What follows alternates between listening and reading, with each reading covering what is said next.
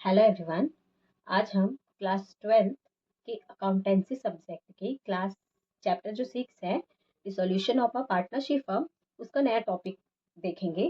तो ये रहा स्क्रीन पर हमारा क्वेश्चन। तो क्वेश्चन है आपका, what journal entries will be passed for the following transaction on the resolution of a firm. हमें कुछ फॉलोइंग ट्रांजैक्शन दिया है जिसकी हमें क्या करनी है, जर्नल एंट्री करनी है कि फर्म का क्या हो रहा है, डिसोल्यूशन ऑफ अ फर्म हो रहा है। तो इसमें फर्स्ट पॉइंट है आपका कि an unrecorded assets realised ₹1 lakh, आपका 1300। एक अनरिकॉर्डेड एसेट्स है जिसको रियलाइज किया गया है कितना, ₹1300। सेकंड पॉइंट है dissolution expenses amounted to ₹700। Dissolution expenses कितना हुआ है आपका 700। फिर नेक्स्ट है creditors already transfer to realisation account. जो क्रेडिटर्स हैं वो क्या है, रियलाइजेशन अकाउंट में ट्रांसफर हो चुकी हैं। तो आर डिस्चार्ज बाय पेइंग ₹27,000। तो हमें क्या करना है, उन क्रेडिटर्स को पेमेंट करना है, कितने रुपए, 27,000। नेक्स्ट पॉइंट है कि stock brought ₹1,100 already transfer to realisation account.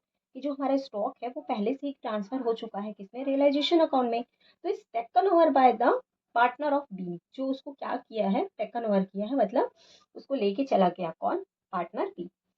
Last point बोला कि profit of realisation amounting to ₹6,000 is to be distribution between the partners B and in the ratio of 7:5।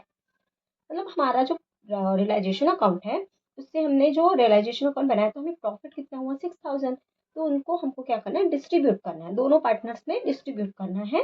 B और N दो partners हैं तो उनका ratio क्या रहेगा, 7:5। तो ये रहा हमारा क्वेश्चन जो क्या है, कई बार एग्जाम में रिपीटेड क्वेश्चन है, भले इसके नंबर चेंज कर दिए जाते हैं, जो सीजी बोर्ड सीबीएसई इन सभी एग्जाम में पूछे गए हैं। तो आइए इसका सॉल्यूशन देखते हैं। तो ये रहा स्क्रीन पर हमारा इसका सॉल्यूशन।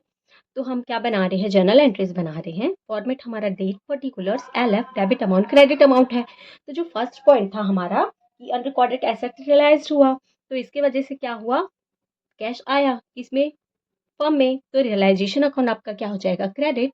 और कैश ऑब्लिक बैंक, आप कैश अकाउंट लिखें चाहे बैंक, वो आपकी मर्जी, दोनों लिख सकती हैं।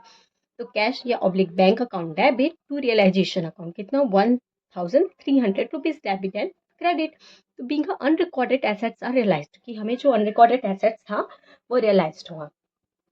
नेक्स्ट पॉइंट बोला था हमें, सॉल्यूशन एक्सपेंसेस हुआ है 700 का, तो वो पेमेंट होगा तो डेबिट में बताएंगे। तो realisation account debit to cash oblique bank account, 700 debit 700 credit. Being payment of realisation expenses. Narration लिखना मोस्ट इंपॉर्टेंट होता है, तभी तो पता चलता है कि जो हमने ये जो एंट्री की है वो कौन सा ट्रांजेक्शन की है। इसीलिए यहाँ पर नरेशन लिखना हर एंट्री के बाद कंपलसरी है। नेक्स्ट पॉइंट क्या था कि क्रेडिटर्स अकाउंट तो रियलाइजेशन अकाउंट में ट्रांसफर हो चुका है, उसको क्या किया जा रहा है, पेमेंट किया जा रहा है, कितना, 27,000। तो पेमेंट की बात हो रही है तो फिर से रियलाइजेशन अकाउंट के डेबिट में। तो आपका realisation account debit to cash या फिर बैंक अकाउंट, कि being payment made for creditor, कि हम क्या कर रहे हैं, क्रेडिटर्स को पेमेंट कर रहे हैं, कितना, 27,000 डेबिट, 27,000 क्रेडिट। नेक्स्ट पॉइंट है हमारा, जो आपका स्टॉक है 1,100 का, वो रियलाइजेशन अकाउंट में पहले से ट्रांसफर हो चुका है।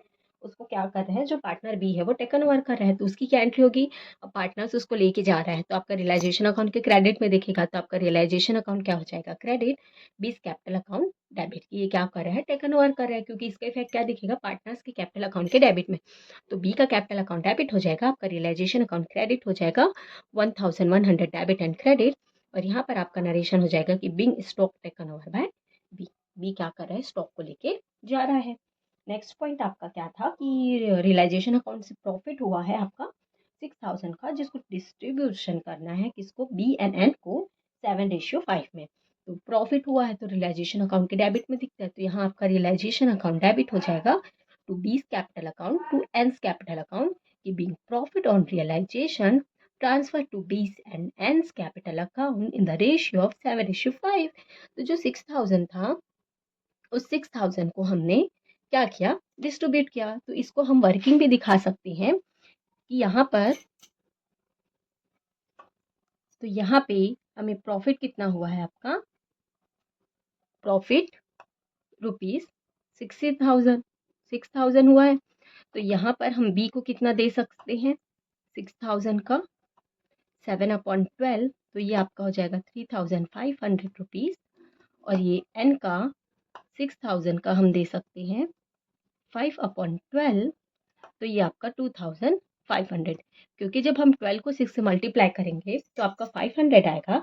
तो 500 इंटू 5 आपका 2,500 और 500 इंटू 7 आपका 3,500।